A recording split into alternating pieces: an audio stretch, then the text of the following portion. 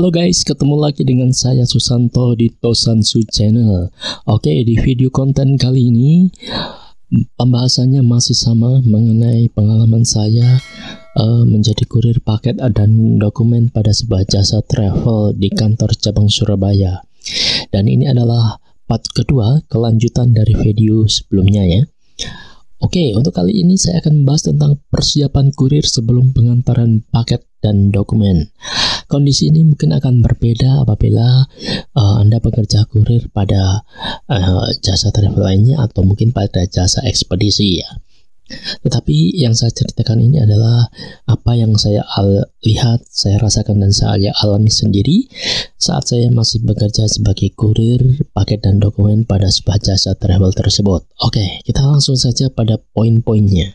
Setelah mendapatkan jatah pengiriman paket dan dokumen yang sebelumnya sudah dibagi oleh pimpinan pusat ya, kemudian dilanjutkan pembagiannya oleh admin atau pimpinan cabang kepada masing-masing kurir sesuai area pengantarannya, maka langkah awal saya sebagai kurir adalah memilah-milahnya sesuai prioritas pengantaran. Biasanya dimulai dari yang lokasinya paling dekat dari lokasi kantor kami berada ke tempat yang agak jauh ya, baik itu ke utara, ke timur, dan seterusnya. Selain memperhatikan faktor jauh dekatnya, juga memperhatikan arah pengantaran paketnya.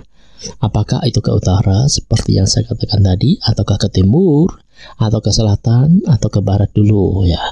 Itu mana yang perlu kita prioritaskan. Yang penting juga adalah memperhatikan jam buka dari tempat tujuan kita pengantaran paket tersebut ya. Apakah itu toko, apakah itu kantor, apakah itu rumah biasa, dan lain sebagainya. Jadi kita perlu mengetahuinya. Khusus untuk tujuan pengantaran dokumen ke bank misalnya ya, harus kita prioritaskan lebih dulu. Kenapa? Karena biasanya isinya adalah dokumen yang penting ya. Kalau nggak salah seperti cek gitulah. Sedangkan untuk toko misalkan spare part motor atau mobil, itu biasanya bukanya agak sedikit siang ya guys, dibanding bank atau perkantoran ya. Ini kondisi ini saya rasakan ketika saya bekerja sebagai kurir ya, di kota Surabaya ya. Kalau di kota lainnya nggak tahu ya, mungkin bisa beda atau sama, saya kurang tahu. Apabila tujuan lokasi pengantaran paket atau dokumen saya itu saya belum tahu ya, lokasinya di mana, saya belum hafal. Biasanya yang saya lakukan adalah bertanya kepada bisa sesama karyawan, sesama kurir atau kurir yang lebih senior gitu, yang sudah lebih berpengalaman, ataupun juga kepada supir travel ya. Itu saya tanya. Juga kadang-kala juga saya cari di itu peta. Anda masih ingat ketika belajar di sekolah ya, pelajaran geografi ya, tentunya Anda kan belajar tentang peta. Nah, kadang-kala kan guru kita di papan tulis itu ada semacam peta ya yang dipasang di situ. Nah, itu pun saya juga sama ya kondisinya. Dan peta-peta semacam itu sih saya rasa banyak dijual di toko-toko buku ya. Dan itu ada fasilitasnya, peta semacam itu khusus untuk kota Surabaya yang dipasang di kantor kami. Jadi saya biasanya juga cari di situ. Tapi kalau lebih mudahnya sih, saya kadang-kala lebih mengandalkan Google Map ya. Oke. Oleh pimpinan cabang, tiap kurir itu mendapatkan jatah uang paling tidak Rp50.000 untuk satu hari.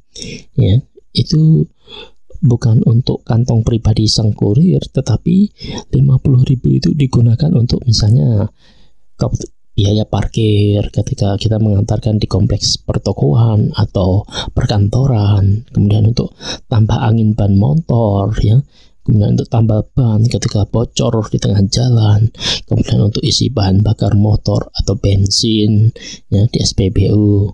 Itu biasanya digunakan untuk keperluan semacam itu.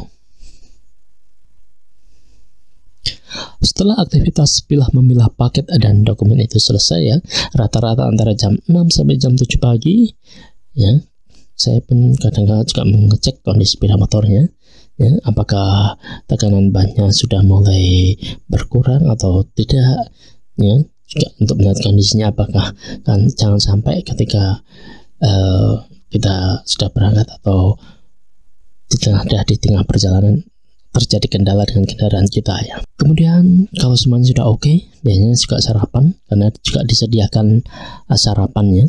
Nah, di tempat saya bekerja di situ, barulah sekitar jam 8 kantor tempat jasa travel dan paket itu tempat kami bekerja sudah buka, barulah kami para kurir mulai berangkat mengantarkan paket ke lokasi-lokasi yang sudah kami rencanakan, yang dituju sesuai dengan paket dan dokumen yang kami mau antar. Oleh karena tidak ada fasilitas tas kurir atau tas pos sama sekali, dan hanya memberikan tali karetnya dari ban dalam bekas sepeda motor, maka terpaksa saya memakai tas ransel, ya, tas ransel yang sebelumnya untuk itu meletakkan pakaian saya, itu yang saya gunakan. Kalau ukuran paketnya itu kemasannya agak besar, ya saya ikat di jok belakang. Oke, terima kasih guys. Saya rasa cukup sekian dulu pembahasan kita kali ini, dan akan saya sambung di video berikutnya, ya, di video part 3. Terima kasih sudah menonton, dan saya tunggu Anda menonton lagi di kelanjutan di video part ketiga. Bye bye.